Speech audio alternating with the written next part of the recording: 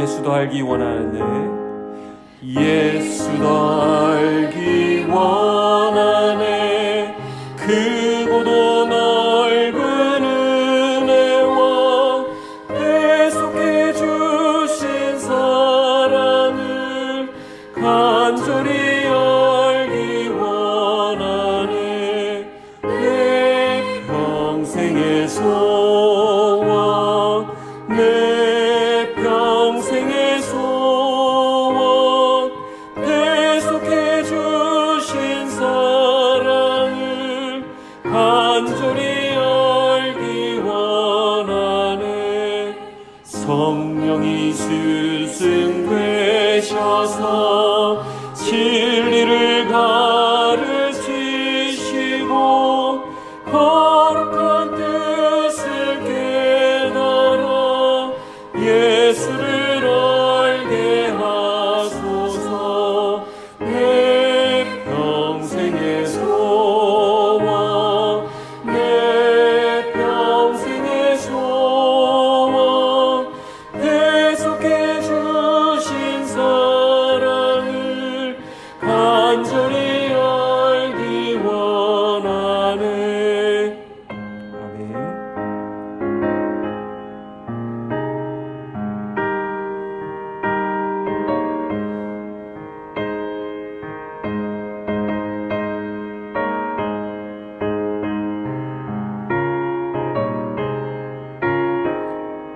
성령의 감화, 성령의 감화 받아서 하나님 말씀 배우니 그 말씀 한절한절이 내 맘에 교훈되도다.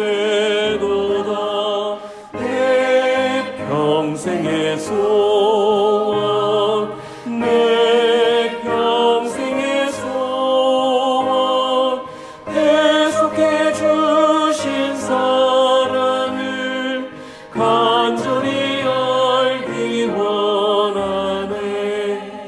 예수가 계신 보좌는 영광에 둘려 있도다. 평화의 왕이 오시니 그 나라 왕성하도다. 내 평생의 소원, 내 평생의 소원, 배속해 주신 사랑을 간절히 알기 원하네. 아멘.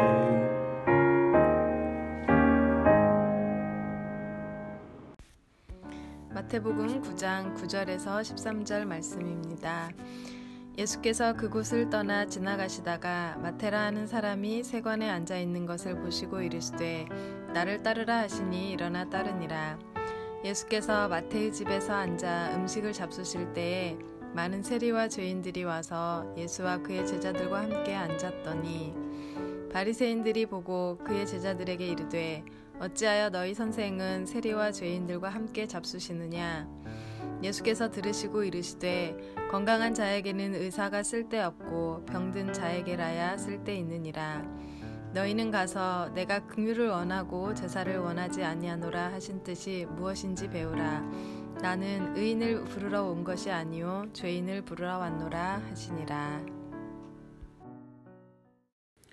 오늘 본문에는 마태를 부르시는 예수님의 모습이 나옵니다.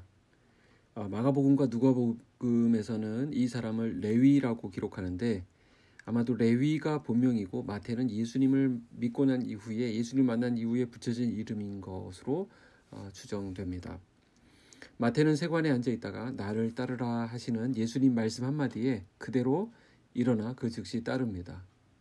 물론 그 전에 예수님에 대한 소문을 들었을 거예요. 여기에 많은 부분이 생략되어 있는데 하지만 오늘 이 본문에서 예수님의 말씀 그 한마디에 조금 더 주저하지 않고 결단하는 그런 마태의 모습을 보여주고 있습니다. 마태는 세리였는데 세리는 그 시대에서 돈을 모으는 사람이었습니다. 그러니까 세리로 사는 것은 그렇게 나쁘지 않은, 사람들은 비난하지만 자신의 개인의 안정과 또 안락한 삶을 위해서 꼭 필요한 자리가 세리의 자리였습니다. 그러나 그가 예수님의 말씀을 듣고 결단함으로써 이제 그는 하늘의 영광스러운 자리로, 세리의 자리에서 예수님의 제자의 자리로 옮겨지게 되었습니다. 마태는 이 기쁨을 예수님을 위한 큰 잔치로 표현합니다. 아마 옛 생활을 청산하는 고별 잔치였을 것으로 보입니다. 옛날 죄인 되었던 친구들을 불러서 예수님을 만나게 해주고 싶었던 전도 잔치의 성격도 있을 거라고 생각합니다. 하지만 이 기쁨의 잔치가 바리새인들에게는 못마땅한 아주 불편한 잔치였습니다. 당시 이스라엘 문화에서 밥을 같이 먹는다라고 하는 것은 하나가 된다라는 뜻이기 때문에 예수님이 어떻게 해서 그런 죄인들과 한 통속이 될 수 있는가? 바리새인들은 따져 물었습니다. 그러자 예수님은 건강한 자에게는 의원이 쓸데없고 병든 자에게라야 쓸데있다라고 답변하셨습니다. 스스로 의인으로 여기고 있는 바리새인들을 향해 너희 같은 자들에게는 구원이 없을 것이다 라고 말씀하신 것입니다.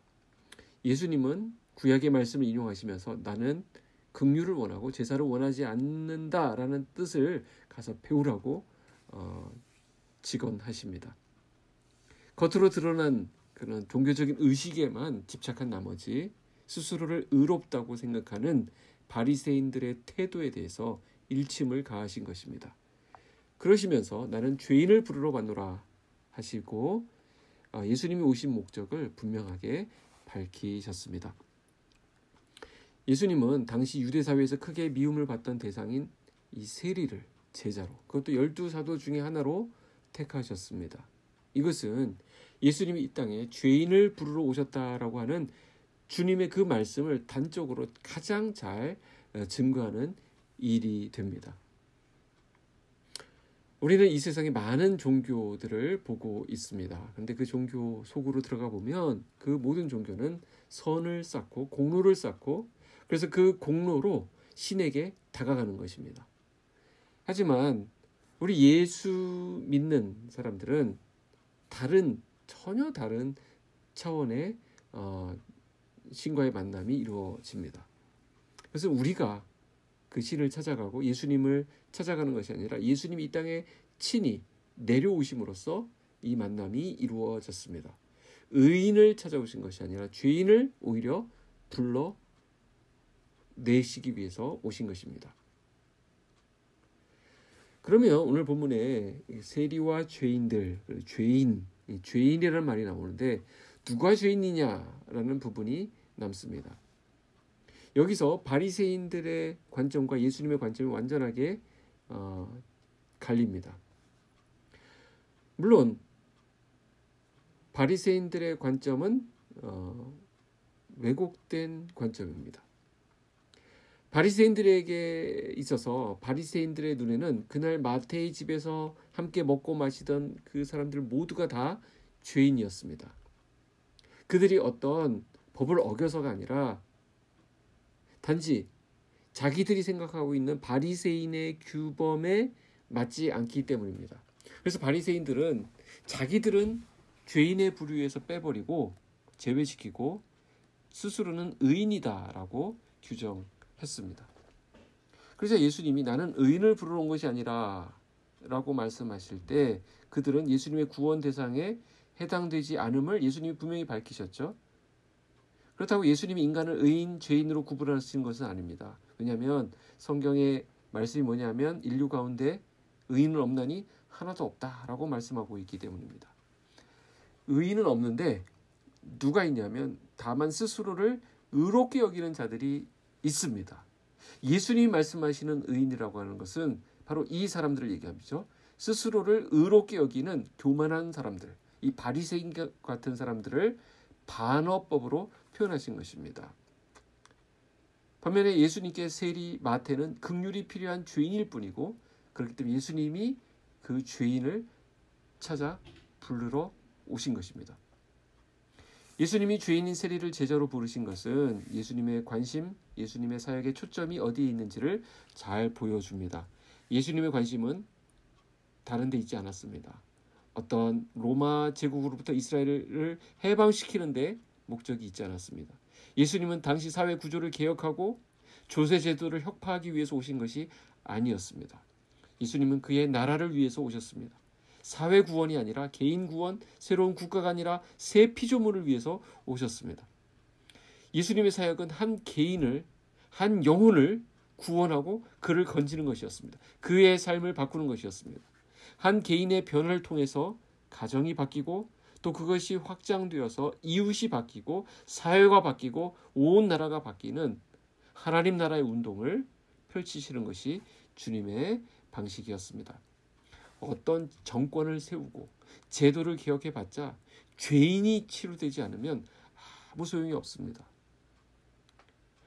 그래서 오늘 우리 교회가 사역의 초점을 어디에 맞춰야 되는지를 잘 가르쳐 줍니다. 우리가 직접 나서서 광장으로 나가서 사회 개혁을 위해서 뛰는 것은 예수님의 방법이 아니라는 것이죠.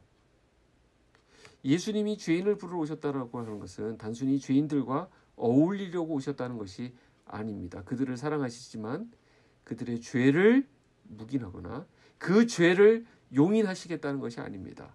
예수님이 죄인들에게 다가오신 것은 그들을 사랑하시고 그들이 죄를 깨닫게 하시고 그들의 그 죄를 회개시키러 오셨다는 뜻입니다. 그래서 마태는 모든 것을 버려두고 예수님을 따랐습니다. 모든 것을 가지고 예수님을 따른 것이 아니라 모든 것을 버려두고 예수님을 따랐다라는 부분이 중요합니다. 누가복음 5장에 그 내용이 나와 있습니다. 이와 같이 오늘날에도 예수님을 따른다고 한다면 각 사람이 버려야 할, 우리 모두가 버려야 될 옛 모습이 있습니다. 세리의 일이 있습니다. 예수님이 죄인을 부르러 오셨다라고 하는 것은 나를 있는 모습 그대로 받아준다라는 뜻이지 옛날 그 모습 그대로 살아라, 계속 그거 유지하며 살아라 하신 뜻이 아닙니다. 그래서 예수님은 하늘에 계신 너희 아버지의 온전하신과 같이 너희도 온전하라라고 말씀하십니다.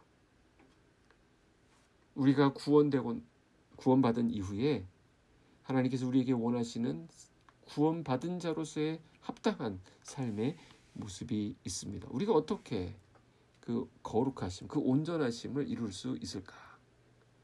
오늘 여기에 대해서 예수님은 자신을 오늘 의사라고 표현하십니다. 치료자라는 것입니다. 건강한 자에게는 그래서 치료자가 필요가 없습니다. 사실 건강한 자는 없는 거죠. 영적인 건강한 사람은 없습니다. 그러나 나는 아무 문제가 없다, 별 문제가 없다라고 생각하는 사람들은 존재합니다. 바리새인들이 그랬습니다. 자기들이 병든 죄인인 줄 모르고 나는 더 이상 바꿀 게 없다, 나는 이대로 괜찮다, 난 이만하면 됐다 하면서 이렇게 안주하고 있었습니다. 우리가 예수님께 돌아온 이후로는 옛날 모습 그대로, 내 모습 그대로는 안 됩니다. 물론 내 모습 그대로 하나님 앞에 있는 모습 그대로 하나님께 나아가지만, 주님께 나아가지만 예수님을 만나고 나서 우리는 그분이 치료자로 계시기 때문에 그분 앞에서 치료를 받아야 됩니다. 예수님은 아주 좋은 치료자로 기다리고 계십니다. 어떤 사람들은 치료자인 예수님 앞에 가서 그 예수님이 쓸데없는 분으로, 예수님이 필요 없는 분으로 여겨버립니다. 그러나 예수님 앞에 나아가 예수님이 필요합니다. 나에게는 예수님이 필요합니다. 나에게는 예수님밖에 없습니다. 내 병든 모습과 나의 죄된 모습을 하나님 치료하여 주시옵소서. 그래서 주님 앞에 매달리게 됩니다. 나는 예수님이 절실하게 필요합니다. 예수님이 필요한 사람, 나의 죄인됨을 인정하고 그 모습을 부끄러워하고 온전한 삶을 향해서 나아가는 사람이 예수님을 필요로 하는 사람이고 예수님이 함께 하시는 사람이 되는 것입니다. 나는 의인을 부르러 온 것이 아니요 죄인을 부르러 왔노라. 이 주님을 필요로 하는, 주님을 의지하는, 주님을 붙드는 저와 여러분의 삶이 되기를 축복합니다. 기도하겠습니다. 하나님 아버지, 오늘 말씀을 주셔서 감사합니다. 주님은 죄인을 부르러 오셨다라고 말씀하셨습니다. 죄인에게 자비와 긍휼을 또 사랑을 베풀어 주신 그 주님의 모습을 본받기 원합니다. 바리새인처럼 다른 사람을 비방하고 나는 의롭다, 나는 완전하다 할 것이 아니라 한 영혼을 불쌍히 여기고 그 영혼을 치료하러 오신 주님의 마음을 본받아 나도 다른 사람을 사랑하고 섬기는 오늘 하루가 되게 하여 주시옵소서. 예수님의 이름으로 기도하옵나이다. 아멘.